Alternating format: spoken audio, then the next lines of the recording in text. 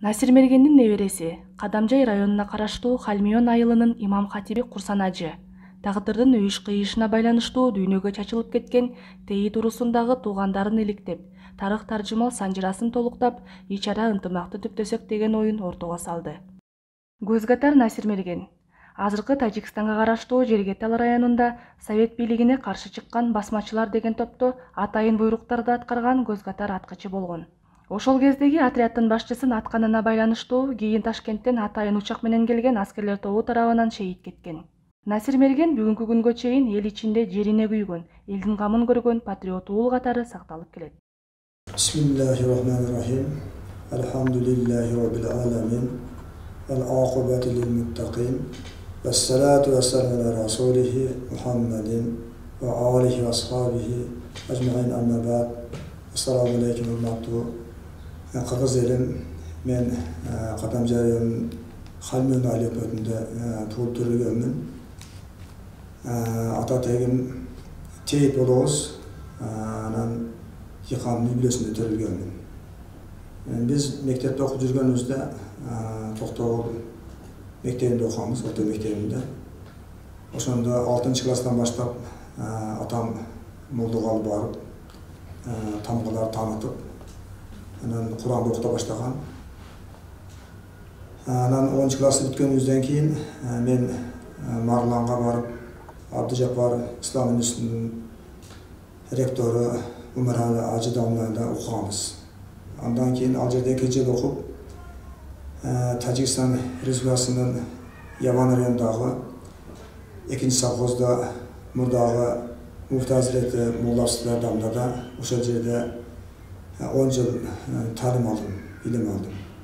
Бул киши Тажикстандагы устазыңыз кыргыз киши болгонбу же? Ооба, кыргыз болгон. Бул киши уругу Каңда, Көкжар ханысы болгон. Ошол жерде менин энем Каңды кызы болгон. Тағаларда ошол жерде окуганбыз устарда. Ош Абдыжапар Ислам университетин бүттүм.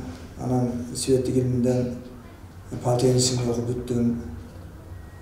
Жана Ташкентте 2 жыл араб тили боюнча окудум. Анан өзүбүздүн ошол Зиядин Ажы жами мечитинде азыр 35 жыл болуп калды. Имам-хатип болуп, жума мечитинде окуп жатам, иштеп жатам азыр. Анан биздин ата-тегибиз bir Çoңqarada, Баткен облусунда Көйшкен деген жер бар. Ошол жерде биздин чоң аталарыбыз жашап, чоң аталарыбыздын жери бар экен, Кулуп деген жер экен. Көчкөн чыкалып болгон экен, анан ошол жактан Жергетал районуна өтүп, Жергетал районунда Ярмазар айылында жашап калган экен.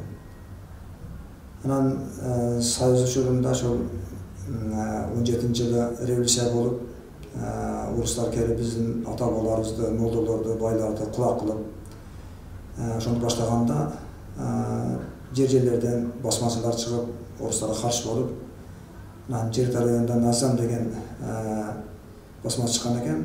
Ошого мен чоң атам Насир Мерген ошонун жигити болгон экен да. Орустардын армиясы келип, кулак кылып баштаганда, буларды бир чоң аткана бар экен.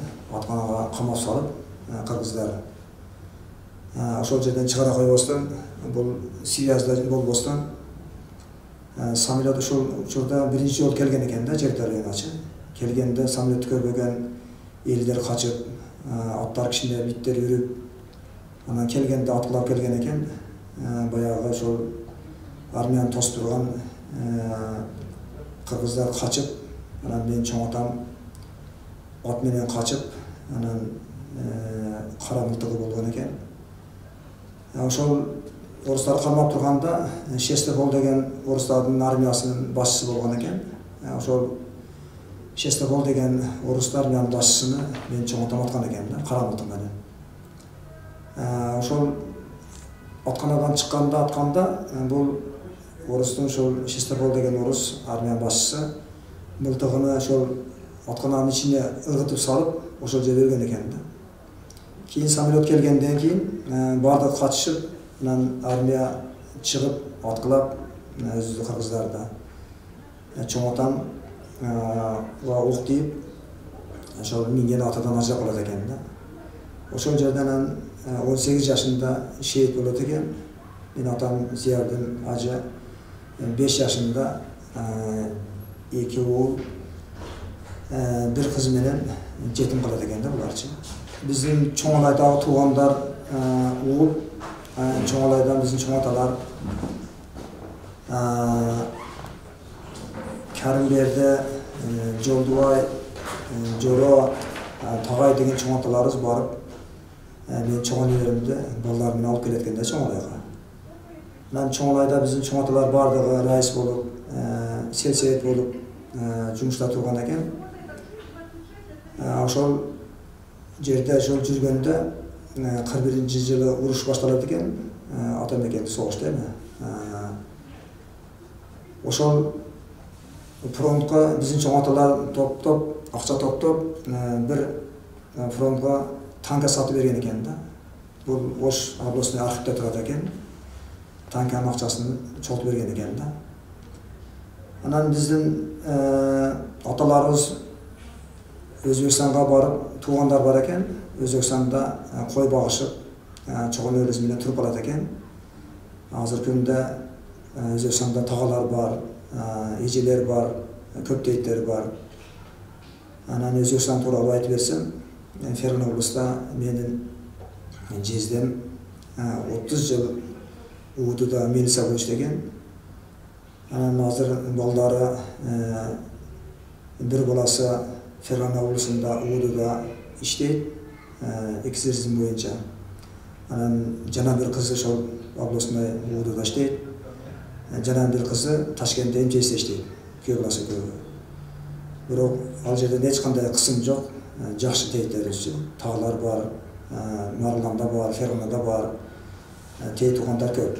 Катташчылык болуп турат, Кудайга шүгүр. Эми биз анан камиондо отукташып калдык. Ошол жерде бир 50 түтүн тейиттер бар. Кудайга шүгүр, эми максатыбыз ушул тейит ордосуну Кыргызстандын бардык элдерин ынтымакка чакырып, Кудай буюрса бул ордону күчөтүп, максатыбыз ушул элди ынтымакчылыкка чакырыш. Кийин мен армияга барып келгенден кийин ошол Жегетер районуна бардым. Анан мындай чогуу турганда аксакалдар ким бул немен деп сурап калганда, ошол Насир Мергендин небереси дегенде, аксакалдар мен кичине бала элем, аксакалдар туруп менен көрүштү да. Ошол Жегетер районуну мергенчилик кылып, кыштарда ошол мен чоң атам багып турган экен да. Өтө көзгө атар мерген болгон экен. Анан жети күчтүү мени туугандарды колдойдуган чоң шейит болгон деди. Калтабулакта экен, мунун жаткан жеричи. Мүрзөсү барып, зыярат кылып, Куран окудук.